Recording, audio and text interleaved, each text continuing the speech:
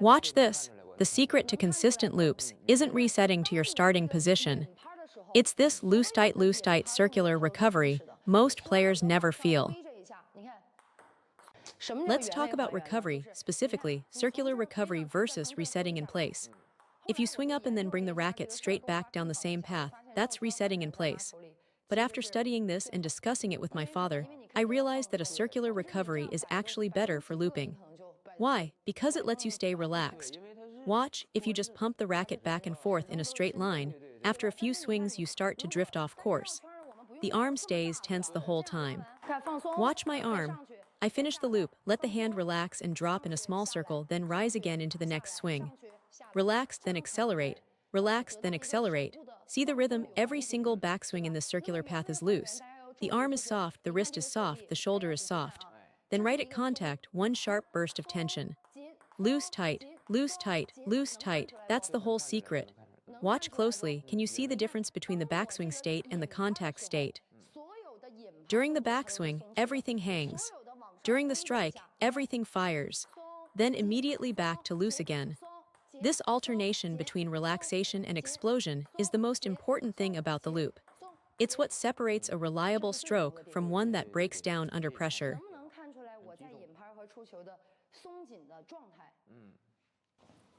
This is the single most important principle in looping: relaxation followed by acceleration. Now, why do amateur players keep netting the ball in matches? I coach a junior player who loops phenomenally in training, heavy spin, great arc. But in competition, the ball won't go over the net. The critical moment in every loop is this sudden burst of acceleration right at contact, that sharp, fast brush. That's what lifts the ball. In a match, if you swing at a constant speed instead of accelerating through contact, every small problem compounds. Bad positioning, wrong timing, misjudged spin. The ball drops into the net. You need that explosive snap of friction at the very end of the stroke. Your arm is too stiff, your mind is too tense, errors follow. If you loop well in practice but constantly net the ball in matches, this is almost certainly why. Topspin feels dangerous, backspin keeps dropping into the net. Next, watch, I'll loop a backspin ball using only my arm at maximum speed.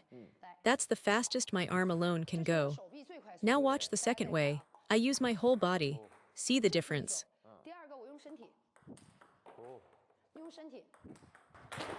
The body is faster.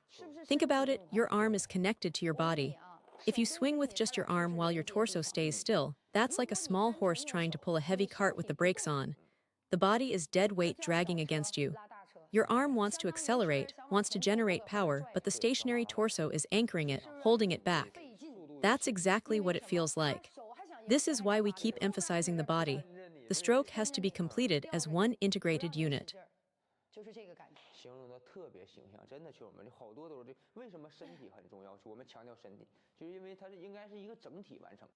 Now the second key point is relaxation, and most amateur players get this completely wrong. The problem isn't at the moment of contact. The problem is in your backswing. You're putting all your effort into the preparation phase, loading up force before the ball even arrives. By the time you reach contact, you've got nothing left, your speed drops or stays flat. Watch what happens when I demonstrate a serve and attack sequence. If you're tight on the backswing, you'll be stiff at contact. It's inevitable.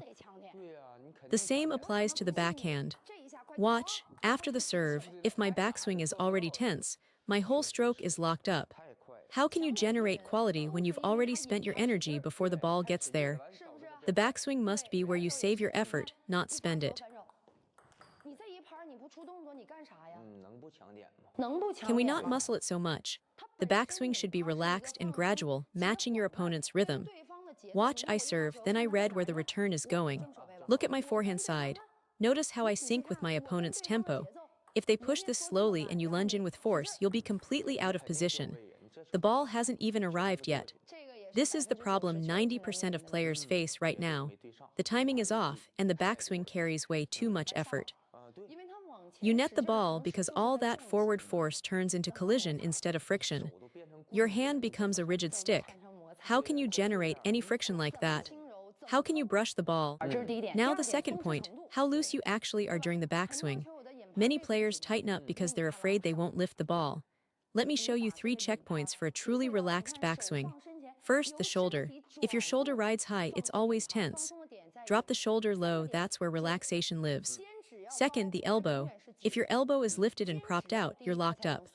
Let the elbow hang so the tip of the elbow points straight down, not backward, not outward. A lot of players flare the elbow back on the backswing, that's tension. Elbow tip down means loose. Third, your grip and racket angle. If the racket head points up, you're bracing, the wrist is loaded. Let the racket head drop downward. Watch, the racket hangs, everything is soft. Then when the ball arrives, I explode into it. Watch these 3 checkpoints I just described. Shoulder low, elbow tip pointing down, racket head dropping down. See how everything hangs? Only in this position can you unleash a real power loop. Watch the rotation, only from here can you explode through the ball. If instead you hold the arm up like this, there's nothing to accelerate into. You can't find any rhythm, and you can't relax. Get these 3 points right first.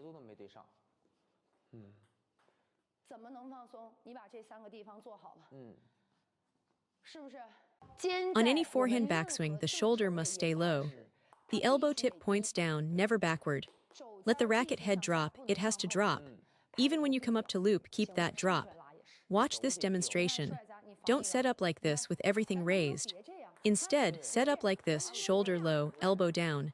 With that much spin on the ball, a couple of quality loops and the point is already decided.